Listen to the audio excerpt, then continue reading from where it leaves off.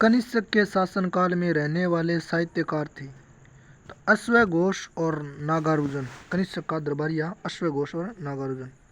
प्राचीन भारत में निम्न में से किस एक ने नियमित रूप से सोने के सिक्के चलाए थे? तो कुषाणों ने नियमित रूप से सिक्का चलाया और सौ शुद्ध सिक्का कुषाणा। गुप्ता सौ ज़्यादा सिक्का चलाया और इंडो ग्रीक शासकों ने सबसे पहले सोने के सिक्के चलाए थे। उत्तरी और उत्तर पश्चिम भारत में सर्वाधिक संख्या में तांबे के सिक्के को जारी किया था कुषाणों ने। तो सौ ज़्यादा तांबे का सिक्का भी कुषाणा चालू किया। गंधार शैली किसके शासनकाल में पनपी थी? कनिष्क के टाइम में गंधार और मथुरा शैली पनपी ज़्यादा। कुषाण वंश का संस्थापक कौन था? कुजुल कडफिसेस। पुरुषपुर निम्न में से किसका दूसरा नाम है? पेशावर कोई दूसरा नाम है पुरुषपुर। किस कुषाण शासक ने सर्वप्रथम सोने की मुद्रा जारी की थी? तो विम कडफिस ने सबसे पहले सोने की मुद्रा जारी की। विम कडफिसेस ने सबसे पहले सोने की मुद्रा। किस व्यक्ति को द्वितीय अशोक कहा जाता है? कनिष्क को। अंतिम मौर्य सम्राट वैदरथ की हत्या कर किसने शुंग वंश की स्थापना 185 ईसा पूर्व में की थी? पुष्यमित्र शुंग ने। मौर्यों आखिरी राजा वैदरथ, इन्हें हत्या करके पुष्यमित्र शुंग 185 ईसा पूर्व में मगध की गद्दी पर शुंग वंश की स्थापना करी। शुंग शासकों ने अपनी राजधानी विदिशा स्थापित की। बरहुत स्तूप का निर्माण पुष्यमित्र शुंग ने करवाया था। शुंग वंश का अंतिम शासक देवभूति था। सातवाहन या आंध्र सातवाहन राजवंश की स्थापना किसने की थी? शिमुक ने की थी। शिमुक ने 60 ईसा पूर्व में सुशर्मा की हत्या कर सातवाहन वंश की स्थापना की थी। सातवाहन शासकों ने अपनी राजधानी प्रतिष्ठान में स्थापित की थी। प्रतिष्ठान महाराष्ट्र के औरंगाबाद जिले में है। कणव वंश का संस्थापक कौन था? वासुदेव था। शुंग वंश का अंतिम शासक देवभूति था। उसकी हत्या करके 73 ईसा पूर्व में वासुदेव ने कणव वंश की स्थापना करी और मगध की गद्दी पर कणव वंश की स्थापना करी। कणव वंश का अंतिम राजा सुशर्मा था। कलिंग नरेश खारवेल किस वंश से संबंधित था? चैदी वंश से संबंधित था कलिंग नरेश खारवेल। भारत का आइंस्टीन किसे कहा जाता है? नागार्जुन को। जो कला शैली भारतीय और ग्रीक या यूनानी शैली का मिश्रण है उसे क्या कहते हैं? गंधार शैली। तो भारतीय और यूनान और ग्रीक शैली को मिश्रण है गंधार शैली। किस कुषाण शासक ने सबसे पहले सोने की मुद्रा जारी की थी? विम कडफिसेस ने। सातवाहनों ने स्थानीय अधिकारियों के रूप में किसके अधीन काम किया था? मौर्यों के अधीन काम करेडो है सातवाहनों को स्थानीय अधिकारियों के रूप में। कामरूप किस राज्य का प्राचीन नाम है? तो आसाम को पुराना नाम हो कामरूप। सातवाहन साम्राज्य की राजधानी की पैठन या प्रतिष्ठान। भारत में सबसे प्रसिद्ध शक शासक कौन था? रुद्रदामन प्रथम। भारत में सबसे प्रसिद्ध शक शासक था रुद्रदामन प्रथम। सातवाहन वंश का सबसे बड़ा शासक कौन था? गौतमीपुत्र सातकर्णी। सौ प्रतापी शासक हो सातवाहन। प्राचीन काल में कलिंग का महान शासक कौन था? राजा खारवेल। हर्षवर्धन और पुलकेशिन के बीच में कौन सी नदी के तट पर युद्ध हुआ जिसमें हर्षवर्धन हार गया था? तो नर्मदा नदी के कने दोनों लड़या जगह हर्ष हार गयो नर्मदा नदी का। ज्यामिति का जनक किसे माना जाता है? यूक्लिड को ज्यामिति का जनक माना जाता है। पंच सिद्धांतिका, वृद्ध संहिता और सांख्य सिद्धांत के लेखक कौन थे? वरामिर। ये तीनों किताब वरामिर की है। वरामिर की तो है वृद्ध संहिता, वरामिर की है सांख्य सिद्धांत, वरामिर की है पंच सिद्धांतिका। तीनों किताब वरामिर की है। कन्नौज के हर्ष के समय में निम्न में से कौन बंगाल का समकालीन राजा था? शशांक। कुषाण काल में सबसे अधिक विकास किस क्षेत्र में हुआ था? कला के क्षेत्र में। कुषाणा से ज़्यादा विकास करो कलागो। कैसे कुषाण कैसे कलागो विकास। चरक संहिता चिकित्सा की किस शाखा से संबंधित है? चरक संहिता चिकित्सा है वो तो अपन बेरो है, लेकिन कौन सी चिकित्सा को भी बहुत सारा प्रकार है। तो आयुर्वेद चिकित्सा के बारे में ज़्यादा ही चरक संहिता। कौन सी दो सभ्यताओं ने गंधार कला शैली की रचना में सहायता प्रदान की? भारत और यूनान। ईसा पूर्व द्वितीय सदी में कागज बनाने की कला को किसने खोजा था? चीन और आसाम पहले में कागज की कला खोजी। एलियोडोरस के व्यस्त नगर अभिलेख से उल्लेख होता है वासुदेव का। भारतीय राष्ट्रीय पंचांग किस नाम से जाना जाता है? शक सवता के नाम से। गौतमीपुत्र सातकर्णी किस वंश का था? सातवाहनों। सौ तकड़ो राजा गौतमीपुत्र सातकर्णी सातवाहनों। सातवाहनों के अधिकतर सिक्के किस धातु के बने हैं? शीशे के। शह से सातवाहन, शह से शिष्य का सिक्का। मौर्य उत्तरकाल में किसने भारत में हिंदू यूनानी राज्य की स्थापना की थी? तो डेमेट्रियस ने मौर्य उत्तरकाल में हिंदू यूनानी राज्य की स्थापना की थी, डेमेट्रियस ने। कुषाणों का संबंध था चीन के यूची जाति कबीले से था। सातवां नरेश हाल के समकालीन गुणाढ्य ने किस प्राकृत ग्रंथ की रचना की थी? वर्ध संहिता की। गुणाढ्य ने किस ग्रंथ की रचना की थी? वैदरथ कथा की। तकड़ी बात है। निम्न में से किसने अपने जीवन के उत्तरार्ध में अपने पुत्र के हाथों में सत्ता सौंप कर बौद्ध भिक्षु बन गया था? तो मिनांडर। ओ काम बढ़िया करो मिनांडर। जीवता जी आपको छोरा ने राज पाठ सौंप कर बौद्ध भिक्षु बन गयो मिनांडर। किस स्थान को पेरीपल्स ऑफ द इरिथ्रियन सी में पोडू के नाम से संबोधित किया गया है? तो अरिका मेडू को पोडू के बताया गया है। इपेरिथ्रियन सी किताब का मीनिंग लेखक को बेरको निकुण है। सर्वप्रथम रोम के साथ किन लोगों का व्यापार प्रारंभ हुआ था? तो रोम के सागे तमिल और चेरों का व्यापार शुरू हुआ था। मौर्यकालीन प्रमुख बंदरगाहों में कौन सा असत्य है? तो मौर्य काल में अरिकामेडू बंदरगाह, बेरीगाजा बंदरगाह, बारवेरिकम बंदरगाह। ईसा पूर्व दूसरी शताब्दी के प्रारंभ में उत्तरी अफगानिस्तान में स्थापित भारत यूनानी राज्य था बैक्टीरिया। प्राचीन काल के भारत पर आक्रमण के संबंध में कौन सा कथन सही है? पहले में आक्रमण करो यूनानिया, बिंग बाद में शका, फिर कुषाणा। ISP 4 धातुओं सोना चांदी तांबा शीशा में बनने वाले सिक्के को क्या कहा जाता था? काशार्पण सिक्का। काशार्पण सिक्का मैंने 4 चीज मिलाई जाती, सोनो चांदी तांबो शीशो। भारत में प्रथम बार सैनिक शासन व्यवहार में लाया गया। ग्रीकों ने भारत में पहली बार सैनिक शासन व्यवहार में लाया, ग्रीकों ने।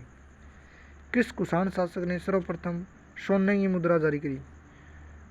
तो विम कडफिसिस कैसका या फिर कडफिस सेकंड भी कैसका, या तो इन विम कडफिसिस कह दे या कडफिसिस सेकंड कह दे, दोनों एक क्या बात है। विम कडफिसिस कह दे चाहे कडफिसिस सेकंड कह दे। दातार यानी मुक्तिदाता की उपाधि किस वंश के शासकों ने धारण किया था? तो शक शासकों ने दातार की उपाधि धारण की थी। दातार का मतलब होता है मुक्तिदाता।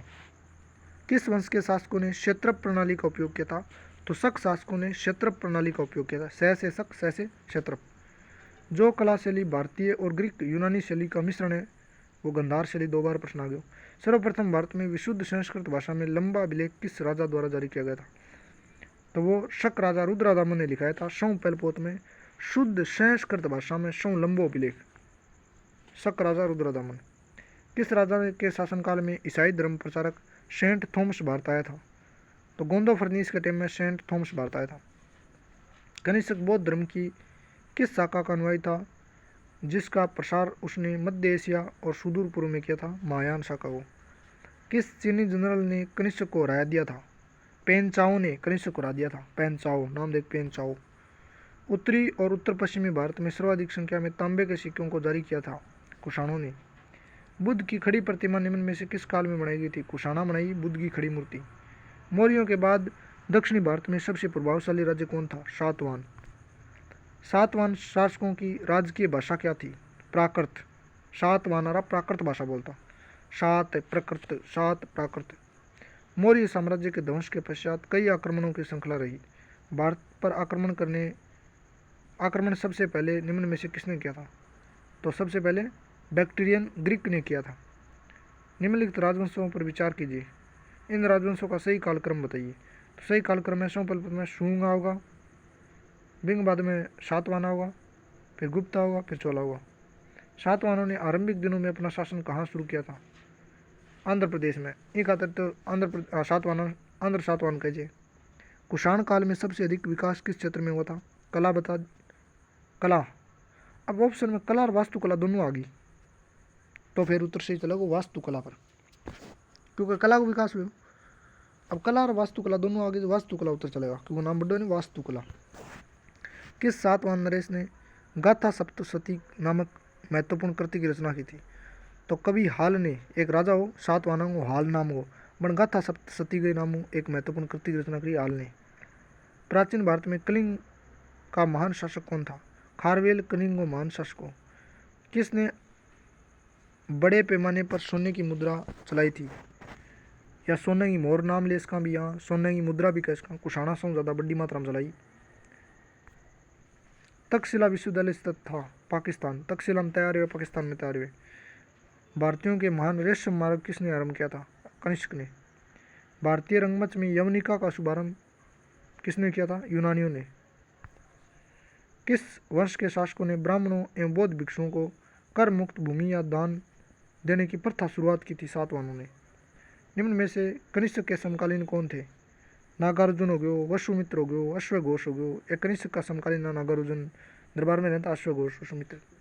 किस संग्रहालय में कुषाणकालीन मूर्तियों का संग्रह अधिक मात्रा में है? तो मथुरा संग्रहालय में सबसे ज़्यादा है।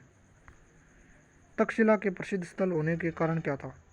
तक्षशिला गंधार शैली का कारण फेमस वर्ड है। भारत में सर्वप्रथम में सोने की मुद्रा कहाँ चलाई? इंडो बैक्ट्रियन ने। निम्न में से किसने सोने के सर्वाधिक शुद्ध सिक्के जारी किए थे? कुषाणों ने शुद्ध सिक्के जारी किए थे। गुप्तों ने सबसे ज़्यादा सिक्के जारी किए थे, लेकिन क्वालिटी खराबी। निम्न में से किसका निर्माण शुंग काल में हुआ? तो शुंगा टाइम में भरूत को स्तूप भी शुंगा टाइम में मेढ़ है। सांची स्तूप की वेदिका और तोरण द्वार ये दोनों भी शुंग काल में है। और भांजा स्तूप भी शुंग काल का है। पुरुष पर निम्न में से किसका दूसरा नाम है? पेशावर गोई है। रोमन साम्राज्य के अनुसरण पर किस वंश के शासकों ने सीजर या कैंसर की उपाधि धारण की थी? कुषाणों ने। रोमन वंशारांगितरियां सीजर और कैंसर की उपाधि धारण करी कुषाणा। चरक किसके राज चिकित्सक थे? कनिष्क को राज चिकित्सक चरक। कनिष्क की राजधानी थी पुरुषपुर। कौन कनिष्क के बौद्ध होने के लिए उत्तरदायी था? अश्वघोष। अश्वघोष सार्दिन कान व्रतो कनिष्क का भाईजी बौद्ध बन जाओ थे। अश्वघोष नाम क्या? अश्वघोष। कण्व वंश का संस्थापक कौन था? कण्व वंश का संस्थापक था वासुदेव। कण्व वंश का संस्थापक वासुदेव। सातवाहनों ने आरंभिक दिनों में अपना शासन कहाँ शुरू किया था? सातवाहन आंध्र प्रदेश बता दियो। सातवाहन राज्य की राजधानी कहाँ थी? पैठन या प्रतिष्ठान। पुष्यमित्र शुंग मौर्य सम्राट वैदरथ की राजकीय सेना में किस पद पर आसीन था? सेनापति यदि तो मार दियो बेचारे। सातवाहन शासकों की राजकीय भाषा क्या थी? अभी बताई प्राकृति भई। सातवाहन वंश का संस्थापक कौन था? सीमुख। सह से सातवाहन, सह से सीमुख। सीमुख ने किस कण्व सम्राट की हत्या करके सातवाहनों पर राज करना शुरू किया? सुशर्मा ने हरा दियो। और सुशर्मा शर्मा गए और इन मार दियो बेचारा ने। कौन? सीमुख। सह से सीमुख और सह से सुशर्मा। सुशर्मा मार गए, सीमुख बन गयो। वासुदेव ने किस शुंग सम्राट की हत्या कर कण्व वंश की स्थापना की थी? 33 अप्रैल में। तो देवभूति मार गए, वासुदेव बने फिर। देवभूति मार गए। अच्छा, वासुदेव देवभूति मार गए बने। वासुदेव देवभूति मार गए बने। वासुदेव दया से देव, देव से देवभूति। वासुदेव देवभूति मार गए बने। देवगमन देव पहले पोत में नाम रहे, आखिरी में देव नाम रहे। कण्व वंश का संस्थापक कौन था? वासुदेव। शुंग शासकों की राजधानी कहाँ थी? विदिशा। शुंग वंश का संस्थापक कौन था? तो शुंग वंश को संस्थापक को पुष्यमित्र शुंग। पुष्यमित्र शुंग ने किस इंडो यूनानी शासक को हरा दिया था? तो मिनांडर ने हरा दियो पुष्यमित्र शुंग। वाह यार, तकड़े तो आदमी। मिनांडर ने हरा दियो। मिनांडर आपको छोरा दे दियो, राजपाट बुद्ध बन गयो। राजा हर्षवर्धन ने किस शासक को पराजित करके कन्नौज को अपनी राजधानी बनाई थी? तो हर्षवर्धन ने शशांक को आगे बनाई राजधानी। हर्षवर्धन की वल्लभी विजय के निम्नलिखित शिलालेखों में से किस में पाया जाता है? हर्षवर्धन की वल्लभी विजय निम्न में से किस शिलालेख में पाया जाता है? तो नवसारी ताम्रपत्र शिलालेख में हर्षवर्धन की वल्लभी विजय को जिक्र है। नवसारी ताम्रपत्र शिलालेख। 5वीं बौद्ध परिषद का आयोजन किसने करवाया था? हर्ष ने। 5वीं बौद्ध और गई। हर्ष के शासनकाल में उत्तरी भारत का सबसे महत्वपूर्ण शहर कौन सा था? कन्नौज। कन्नौज खातर कितनी राड हो रही है देख ले। हर्षवर्धन के काल में खेतों की सिंचाई घंटी यंत्र के गढ़ों द्वारा होती थी। यह निम्नलिखित की रचना से ज्ञात होता है। तो बाण भट्ट की रचनाओं बेरो पाटा कि भाई घंटी यंत्र रहे होता। हर्ष का समकालीन शासक था भास्कर वर्मा। गुप्तोत्तरकालीन सामाजिक और सांस्कृतिक व्यवस्था के संबंध में निम्न में से कौन सा कथन सही नहीं है? गुप्तोत्तर यानी गुप्ता में बाद में जातियों की संख्या में वृद्धि हुई, राइट बात है। भूमि दान की संख्या में वृद्धि हुई, दान बहुत लोग करे लगा, आबाद भी सही है। तांत्रिक क्रियाकलाप ज़्यादा हुआ, यह बात भी सही है। केंद्रीय नियंत्रण में वृद्धि हुई, ना ना, केंद्रीय नियंत्रण में वृद्धि को नहीं, सगड़ा राज्य टूटा ज़्यादा। गुप्तोत्तर यानी गुप्त काल के बाद में प्रमुख व्यापारिक केंद्र था उज्जैन, तो गुप्ता के बाद में व्यापारिक केंद्र उज्जैन हो गया भाई। उत्तर गुप्त काल में जो विश्वविद्यालय प्रसिद्ध हो गया था वह था नालंदा, तो गुप्ता के बाद में नालंदा विश्वविद्यालय फेमस हो गया। पहले तक्षशिला हो, फिर गुप्ता के बाद में नालंदा हो गया। बाणभट्ट निम्न में से किस सम्राट के राज दरबारी था? हर्षवर्धन को दरबारी हो बाणभट्ट। कथनों पर विचार कीजिए, नीचे दिए गए कुट्टों का सही उत्तर चुनिए। हर्षवर्धन ने प्रयाग संसद आयोजित की थी, ये एकदम सही बात है। ठीक है, हर्षवर्धन ने प्रयाग संसद आयोजित की थी, सही बात है। वह बौद्ध धर्म की केवल महायान शाखा को लोकप्रिय बनाना चाहता था, ये बात भी सही है, लेकिन कथन कारण की व्याख्या नहीं कर रहा है, बात दोनों सही है। एनसोंग के अनुसार नालंदा विश्वविद्यालय में कितना विद्यार्थी शिक्षा प्राप्त करने आते थे? 10,000 टाबर पढ़ता। एनसोंग बात कह कर नालंदा यूनिवर्सिटी में शिक्षा प्राप्त करते थे 10,000 टाबर, बहुत हुआ 10,000 टाबर। सती प्रथा के विषय में अपनी आलोचना के लिए व्याख्यांत है, तो सती प्रथा पर हम आलोचना एक तो बाणभट्ट ने की है, एक मेधातिथि ने की है। ना मेधातिथि, ना ना ना, ऑप्शन ए सही होगा, जिसमें दुअर्तिया बाणभट्ट और मेधातिथि। निम्न में से कौन सती प्रथा के विषय में अपनी आलोचना के लिए व्याख्यात है? सती प्रथा की आलोचना करी है बाणभट्ट और मेधातिथि ने, दोनों ने। हर्ष के दरबार में एनसोंग को एक दूत के रूप में किसने भेजा था? ताई सुंग ने, ओके नाम है। हर्ष के दरबार में एनसोंग को किस दूत के रूप में भेजा था? ताई सुंग आदमी उमड़ भेजो है। गुप्ता के बाद में सोने के सिक्कों की क्रम से अनुपस्थिति एवं सिक्कों का शरण दर्शाता है कि व्यापार का हर्ष हो गया था। गुप्ता के बाद में सोना का सिक्का कम हो गया, या फिर आप यहाँ का आना ही बंद हो गया। कारण व्यापार में कमी होगी। किसकी उपाधि परम सौगात थी? परम सौगत थी। राज्यवर्धन द्वितीय की उपाधि परम सौगत, ओके, उपाधि परम सौगत, राज्यवर्धन द्वितीय। हर्ष के सोने के सिक्कों के पृष्ठ भाग पर किसका अंकन है? हर्ष का सोने का सिक्का एवं इलपास है, शिवजी पार्वती को चित्र है, वाह वाह। हर्ष के सिक्का पर शिवजी पार्वती, वाह। निम्नलिखित वक्तव्यों पर विचार व्यक्त कीजिए, नित्य देव कुटुंब से सही उत्तर का चयन कीजिए। कथन है कि बौद्ध ग्रंथों की खोज में एनसोंग लगभग 2 वर्ष कश्मीर में रहा था, बात सही है दोनों। और कारण क्यों रहे 2 साल तक? उस समय कश्मीर बौद्ध विद्या का एक प्रमुख केंद्र था, ये बात भी सही है, व्याख्या भी करे, दोनों बात सही है। हर्ष को बौद्ध धर्म की ओर किसने उन्मुख किया था? एनसोंग ने। हर्ष ने क्या उपाधि ग्रहण की थी? हर्ष ने परम माहेश्वर की उपाधि धारण करी। हर्षवर्धन ने परम माहेश्वर की उपाधि, परम माहेश्वर। गुप्ता ने बाद में निम्न में से किस न्यायवेता ने घोषित किया कि शूद्र प्रकृति से दास नहीं है? अब बात मेधातिथि ने घोषित की थी गुप्त उत्तर काल के बाद में कि शूद्र प्रकृति से दास नहीं है, यह मेधातिथि ने कहा था। गुप्तोत्तर काल में कारा शासन था। कारा शासन क्यों? एक प्रकार का भूमि चार्टर था कारा शासन। गुप्तोत्तर काल में कारा शासन क्या था? तो कारा शासन एक प्रकार को भूमि चार्टर हो, पट्टो एक प्रकार हो। अपनी समृद्धि और ऐश्वर्य के लिए किस प्राचीन नगर को महोदय नगर कहा जाता है? तो कन्नौज या कन्या कुब्ज को महोदय नगर कहा जाता है। निम्नलिखित चीनी यात्रियों में किसने हर्षवर्धन और कुमार भास्कर वर्मा के राज्यों की यात्रा की थी? एनसोंग ने दोनों जगह यात्रा कर ली। राजधानी, वर्धन वंश की राजधानी थानेश्वर, मोखरी की राजधानी कन्नौज, वाकाटक की पुरिका और मैत्रक की वल्लभी। 641 में किसने चीन के राजा ताई तसुंग के पास एक राजदूत भेजा था? हर्षवर्धन ने ताई तसुंग के पास राजदूत भेजा था। 641 में किसने चीन के राजा ताई तसुंग के पास एक राजदूत भेजा था? हर्षवर्धन ने। दक्षिणी भारत के संदर्भ में एरीपति का अर्थ क्या था? जलाशय की भूमि को एरीपति कहा जाता था दक्षिणी भारत में, एरीपति जलाशय की भूमि। घंटी यंत्र या तुला यंत्र का प्रयोग होता था खेत की सिंचाई के लिए। हेनसोंग के समनार्थक एवं महायान धर्म के प्रचारार्थ हर्षवर्धन ने कहाँ महासभा का आयोजन 643 में कराया था? कन्नौज में। सही कथन को चुनिए। अवंती कौन था? हर्षवर्धन का प्रधानमंत्री का नाम हो अवंती। सिंहनाद कौन हो? महासेनापति हो हर्ष को। कुंतल सेनापति हो, अश्वसेना हो। तीनों बात सही है हर्ष के बारे में। हर्ष को प्रधानमंत्री अवंती हो, सिंहनाद महासेनापति हो, कुंतल अश्वसेनापति हो। बंगाल का कौन सा शासक हर्ष का समकालीन था? शशांक। हर्षवर्धन के अग्रज राज्यवर्धन द्वितीय की हत्या किसने की थी? गौड़ नरेश शशांक। कदम्ब राज्य की स्थापना म्यूर शर्मन ने की थी, उसने अपनी राजधानी बनाई थी वनवासी या वैजयंती। एनसोंग ने किसे शिलादित्य कहा है? हर्षवर्धन को एनसोंग ने शिलादित्य बताया है। गुप्त वंश के ह्रास के पश्चात उत्तर भारत में बड़े भाग का पुनर्गठन किसने किया था? हर्षवर्धन ने।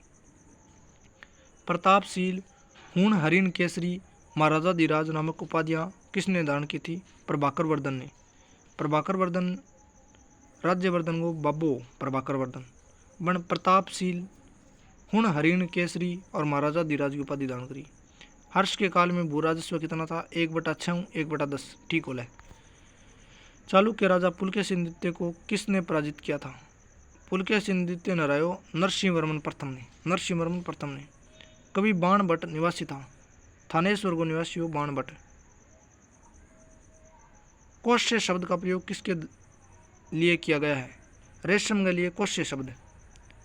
मोखरी वंश के शासकों की राजधानी क्या थी? कहाँ थी? कन्नौज, मोखरी, आरंग। भारत में सबसे ज्यादा प्राचीन बिहार कौन सा है? नालंदा बिहार सबसे पुराना बिहार है, नालंदा बिहार। कदम्ब वंश के लोगों ने अपनी राजधानी कहाँ स्थापित की थी? जो वैजयंती वनवासी। पुलकेशिन द्वितीय कहाँ का शासक था? वातापी या बदामी। बादाम खा गया जदी तो हर्ष ने राजी वातापी बदामी को शासक। बाणभट्ट कहाँ का निवासी था? बाणभट्ट औरंगाबाद को, मध्य प्रदेश। औरंगाबाद महाराष्ट्र में, होशंगाबाद है मध्य प्रदेश में। चीनी यात्री एनसोंग ने किस विश्वविद्यालय में अध्ययन किया था? नालंदा बिहार में एनसोंग। सांची का महान स्तूप है मध्य प्रदेश में। सांची को स्तूप मध्य प्रदेश में। कलिंग शासक खारवेल ने संरक्षण दिया था जैन धर्म को। खारवेल यदि बोधि वर्ष कटावा है वो शशांक को बोधि वर्ष, तो खारवेल है वो जैन धर्म बनवायु। हर्षवर्धन का दरबारी कवि कौन था? बाणभट्ट। हर्षवर्धन के बड़े भाई राज्यवर्धन की हत्या किसने की थी? शशांक ने। एक महान रोमानी नाटक कादम्बरी का लेखक कौन है? बाणभट्ट। प्रिंस ऑफ पिलग्रिम्स नाम किसे प्रदान किया गया? एनसोंग ने। प्रिंस ऑफ पिलग्रिम्स यानी यात्रियों का राजकुमार। अग्रहार का अर्थ था ब्राह्मणों को दिया जाने वाला कर मुक्त भूमि अनुदान अग्रहार कहलाता था। किसका कथन है कि भारत के लोग गर्म मिजाज के, उन्हें जल्दी गुस्सा आता है परंतु ईमानदार होते हैं? आ बात एनसोंग की बढ़िया बात है, सही बात है एकदम। कथन है कि हर्षवर्धन ने किसी नवीन शासन प्रणाली को जन्म नहीं दिया। कारण हर्षवर्धन ने गुप्त शासन प्रणाली को कुछ संशोधन के साथ अपनाया। दोनों बात सही है, कारण की व्याख्या भी करें। निम्न में से कौन हर्षवर्धन के दरबार से संबंधित नहीं था? हर्षवर्धन के दरबार में बाणभट्टो, भर्तृहरि, म्यूरो, कालिदास थोड़ी हो ना को नहीं। हर्षवर्धन किसने नालंदा विश्वविद्यालय को 100 गांवों की आय दान स्वरूप दिए थे? हर्षवर्धन को नहीं है, बट नालंदा विश्वविद्यालय ने 100 गांवों की आय दान में दी। हर्षवर्धन बढ़िया काम करे। रचना और रचनाकार। हर्षवर्धन की रचना है प्रियदर्शी का रत्नावली नागानंद। हर्ष चरित्र कादम्बरी है बाणभट्ट की। नित्य शतक, श्रृंगार शतक और शक्ति शतक भर्तृहरि को है। सूर्य शतक म्यूर को है। एनसोंग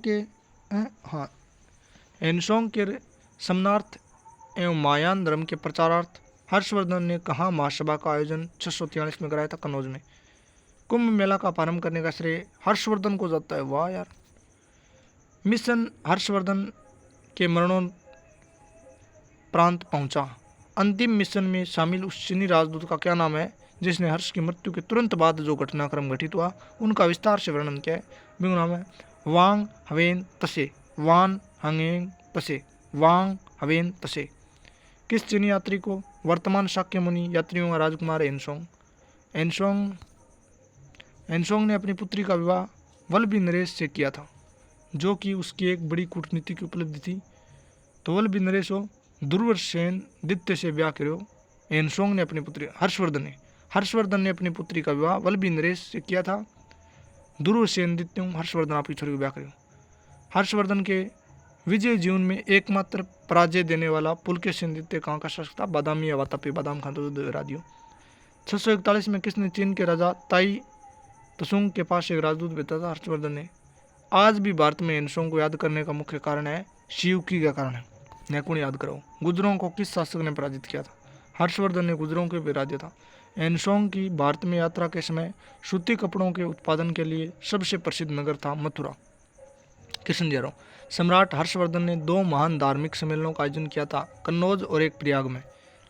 कभी बाणभट्ट निवासी था थानेश्वर का, थाने में तो बाण चला। तो हर्षवर्धन 606 में हर्ष संहिता की स्थापना किस उपलक्ष्य में की थी? अपने राज्य रोहण के उपलक्ष्य में हर्षवर्धन ने हर्ष संहिता चलायो 606 के महीने। आ तो बात पहली बार पढ़ रहे हैं। कन्नौज किस प्रदेश में स्थित है? उत्तर प्रदेश में आवे कन्नौज। कन्नौज उत्तर प्रदेश में आवे। हर्षवर्धन की अग्रज राज्यवर्धन द्वितीय की हत्या किसने की थी? गौड़ शासक नरेश संसाक ने। चालुक्य शासक पुलकेशिन द्वितीय ने किस नदी के किनारे हर्षवर्धन को रहया था? नर्मदा नदी। हर्षवर्धन अपनी धार्मिक सभा कहाँ आयोजित किया करता था? प्रयाग में। हर्ष के शासनकाल में उत्तर भारत का सबसे महत्वपूर्ण शहर कौन सा था? कन्नौज। अवेनसोंग ने किसे शिलादित्य कहा है? हर्षवर्धन को। गुप्त वंश के ह्रास के पश्चात उत्तर भारत में बड़े भाग का पुनर्गठन हर्षवर्धन ने किया था। सम्राट हर्ष अपने राजधानी थानेश्वर से कहाँ स्थानांतरित कर ली? कन्नौज। प्रतापशील हूण हरिण केसरी महाराजा धीराज उपाधि प्रभाकर वर्धन ने धारण की थी, हर्षवर्धन का बाबा है। शकलोत्रपथनाथ की उपाधि धारण की थी हर्षवर्धन ने, शकलोत्रपथनाथ की। बाणभट्ट किस सम्राट के दरबारी था? हर्षवर्धन को। हर्ष एवं पुलकेशिन द्वितीय के मध्य हुए संघर्ष की जानकारी कहाँ से मिलती है? ऐहोल अभिलेख में। किस व्यक्ति को द्वितीय अशोक? हर्षवर्धन को। वह अंतिम बौद्ध राजा कौन था जो संस्कृत का महान विद्वान और लेखक था? हर्षवर्धन। चालुक्य राजा पुलकेशिन द्वितीय को किसने हराया था? किसने पराजित किया था? नरसिंहवर्मन प्रथम ने। नरसिंहवर्मन प्रथम ने। Yes yes. सम्मिलित कीजिए। वर्धन वंश को राजवंश को संबंध होगा पुष्य शक्ति से। मोखरियांगो विंध्यन शक्ति। वाकाटक को ईशान वर्मा। वर्धन वंश को राजधानी थानेश्वरी, मोखरियांगी कन्नौजी, वाकाटक की पुरिकाई, मैत्रक की बलबी। कदम राज्य की स्थापना मयूर शर्मा ने की थी, उसने अपनी राजधानी कहाँ बनाई थी? वैजंती या वनवासी। थानेश्वर में वर्धन या पुष्य, हाँ वर्धन वंश नहीं पुष्य भूतिवर्धन कह जाए, तो वर्धन वंश नहीं पुष्य भूतिवंश भी कह जाए। इनकी स्थापना पुष्य भूतिवर्धन ने की थी। पुष्य भूतिवर्धन ने वर्धन वंश की स्थापना करी। वर्धन वंश का नाम है पुष्य भूतिवर्धन वंश। ठीक है, धन्यवाद।